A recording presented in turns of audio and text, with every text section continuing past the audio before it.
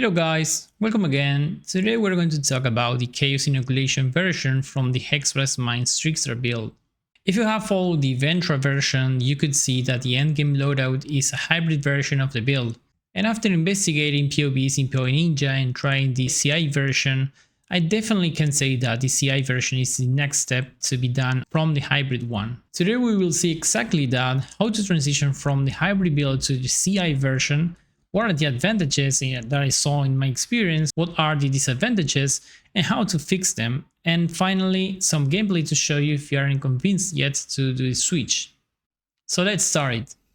So for the advantages, Chaos Inoculation makes us immune to chaos damage, and this is prevalent or important on tier 17 maps because all of the BS mods that you can roll there. Then another point is that we are going to inspect the max frenzy charge Ascendancy node to get the one step ahead, which gives us action speed immunity, which is huge for mapping quality of life. Then endurance charge are consistent because we're going to be using the Ralakesh boots, so we permanently have 4 endurance charge, which translates to 16 physical and elemental damage reduction. Then we get actual sustain from DS recharge and absorption charges. We get 1 free flask because we cannot use a life flask when our life is 1, and finally that the build is much more tier 16 mods friendly than it was before, and considering that it was already good, now it's even better for rolling tier 16 and running them, which, as we all know, it is a pain to do.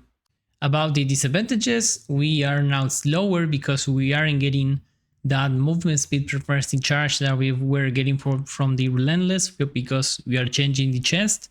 But of course we are getting faster thanks to the one step ahead, but in the end we lose some movement speed. Then the other disadvantage is that the mods that decrease our defenses are map breaking, for example the ones that you can roll in your tier 17 maps or even in tier 16, but tier 16 is less important. But for example, if you roll one of these in tier 16 and you increase its effects with the Ascendancy Tree, your life pool will be reduced too much and you will be too squishy to run those maps. Also, there are an option in an altar that decreases your defense per frenzy charge, and since we permanently have the frenzy charge maxed out, that will also decrease our total life pool. So about the general changes on the build, the Chaos Inoculation Keystone is very powerful, but it requires you to build around it. It's one of those few ways we have in Path of Exile to actually become immune to one type of damage. I'm aware that you can convert some damage to take from another source, or you can also in multi-mirror builds you can stack so much defenses that you can be practically immune to damage. But Chaos Inoculation doesn't matter if it's an attack, a spell, or a dot, you will receive 0 damage from chaos damage no matter what. Being chaos immune is huge for general mapping, especially for tier 17 maps, where rolling modifier is a pain, as we all know. In the other hand, all life is set as 1, so we are going to have to rebuild the character around the energy shield. That's going to be our new life pool. Then the other important change that we're going to do in the build is that we are going to start power charge stacking. So we will get all the uniques related to the power charge, like for example the Ralakesh boots, the Brotherhood amulet, the Malachais, the Inner Conviction Keystone, and for example getting the all the +1 maximum power charges in the tree. We'll see this more in detail later on. This is my build after the transition, and we're going to take it as an example. Now let's see all the gear that we need to get before the transition, and starting with the power charge related ones.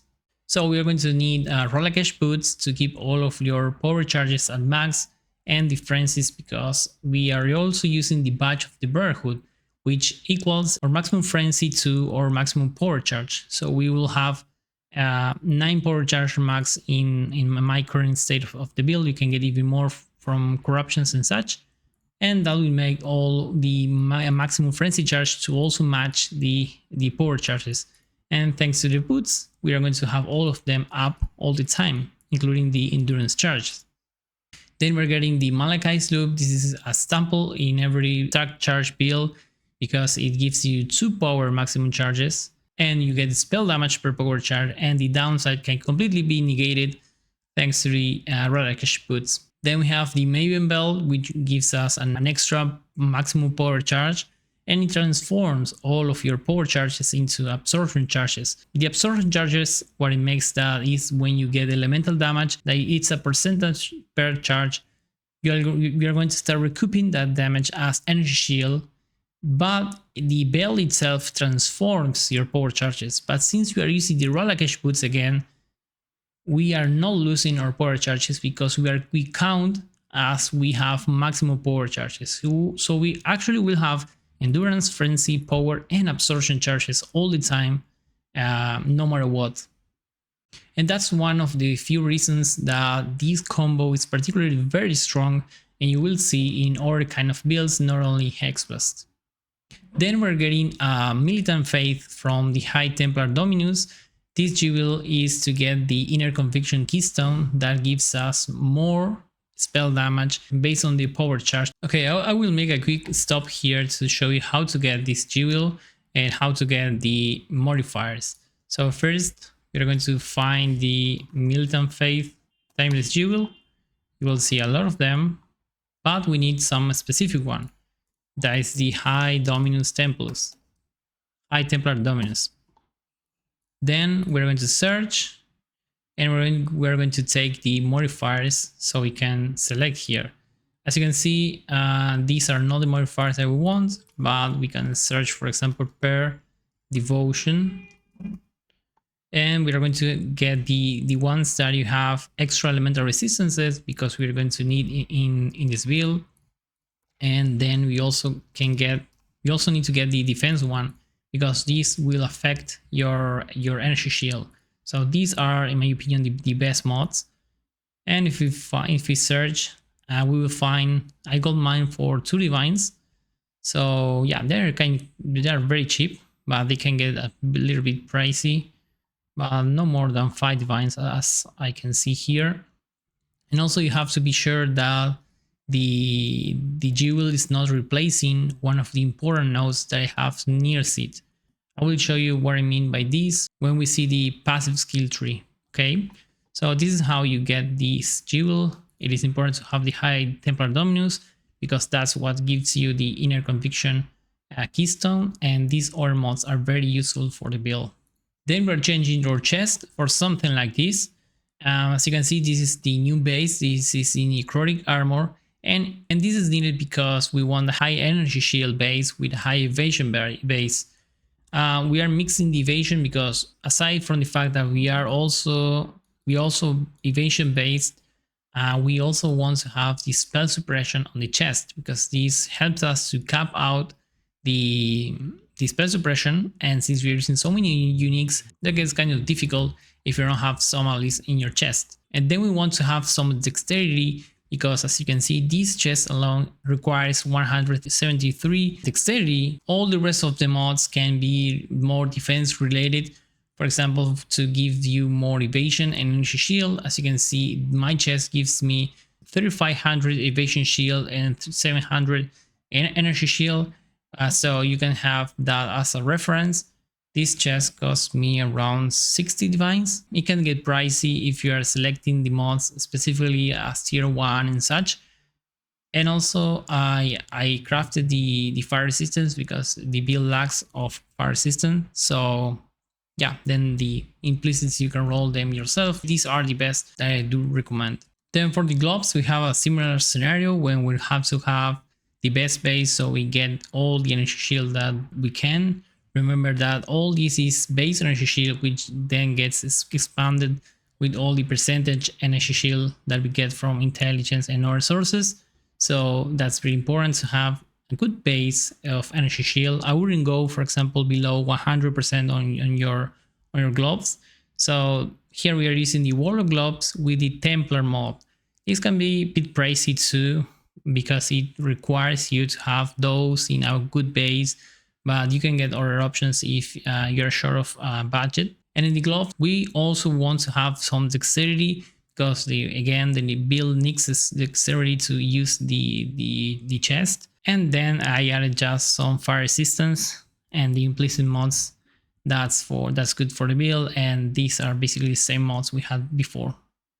I personally have the Corruption Blood on the Abyssal Jewel on the Station belt, and since I had to change that, I had to get a new jewel with the Corrupted Blood, so be sure to not miss on that. And also because of my jewel had percentage maximum life, I had to change that for another jewel with percentage maximum energy shield, with of course some critical multipliers. For the Flask, I added a Steep Night Flask, which gives me a percentage evasion, so that's pretty good. I have around 83 evades chance, so that's pretty good. It could be also improved with the Watcher side, but you can also get the Boreal Faith from Cortex for more damage. This is a more defensive option. And finally, for the gear in the Watcher side, I got this one that gives you more energy shield based on your maximum mana. This is pretty good, and also you can get the one that reduces the mana cost for your clarity. This maybe allows you to throw at the same time one extra mine, so it's pretty good quality of life and improves the build. So let's talk about these skill gems now.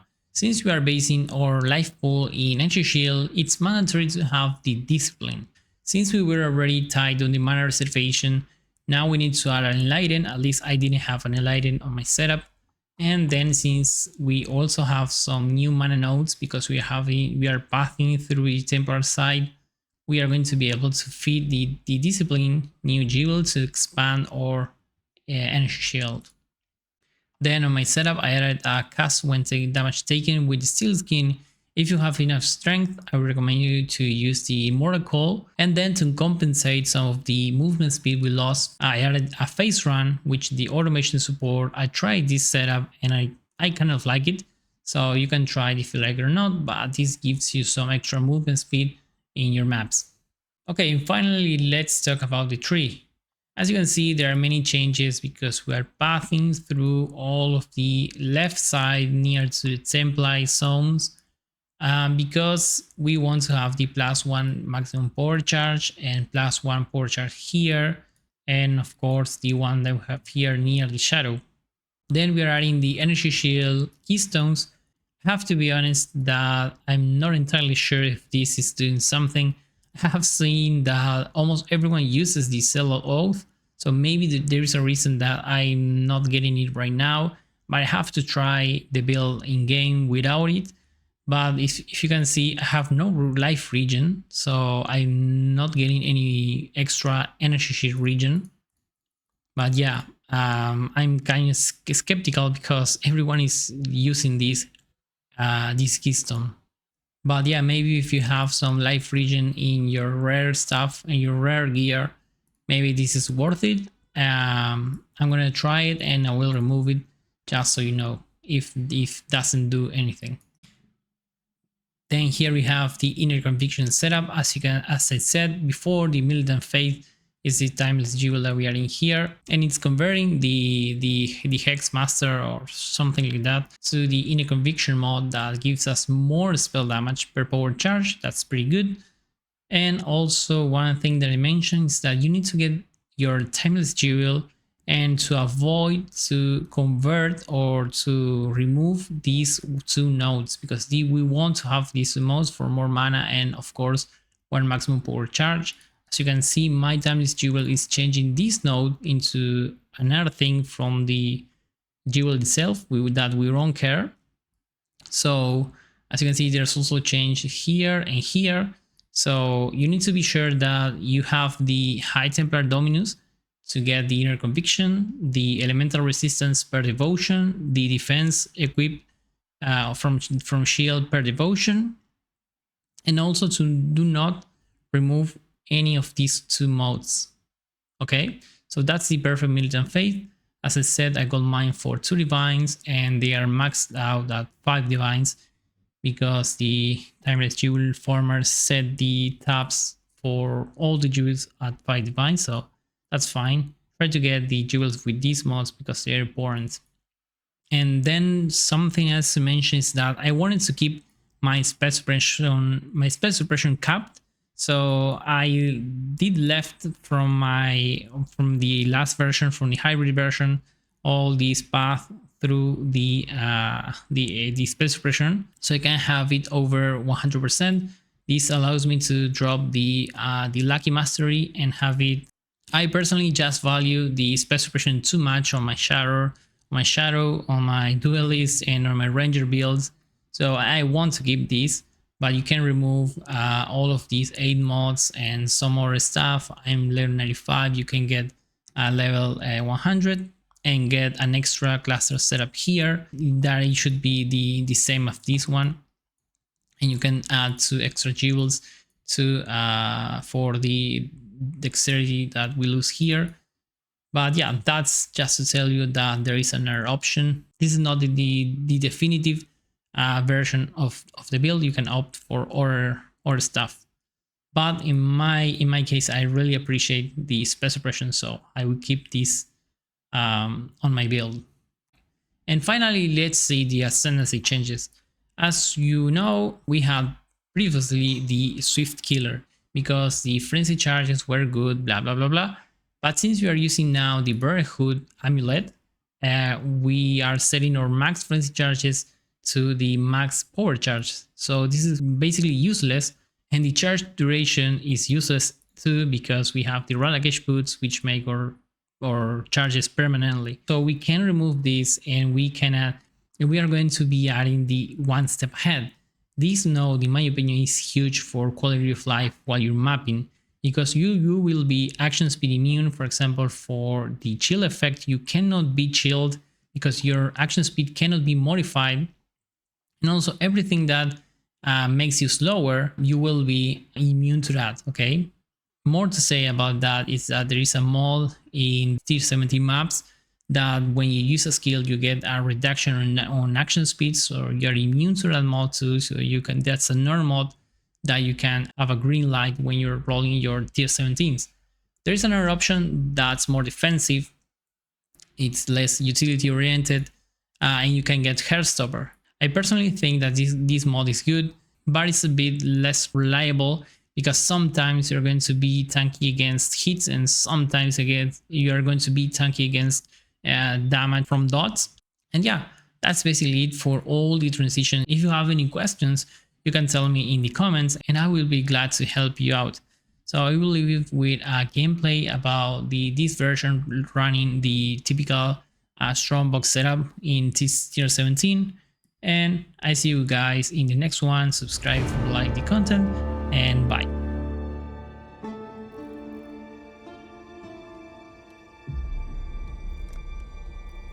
Spreading chaos into new realms.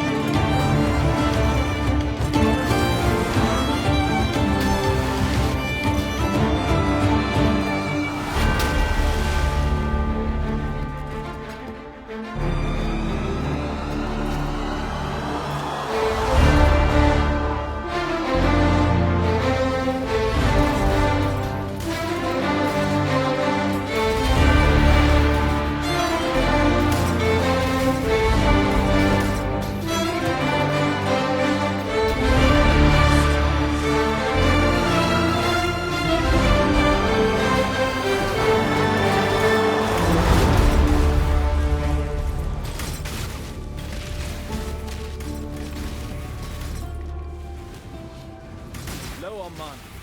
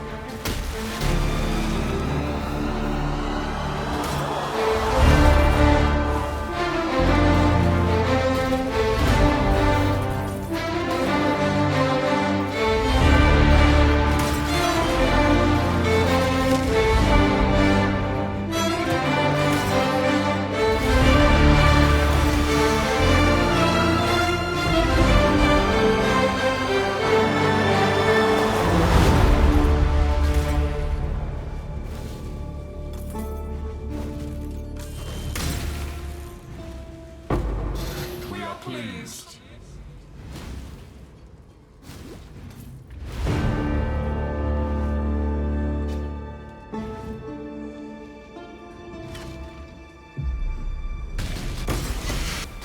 A little sliver of anarchy.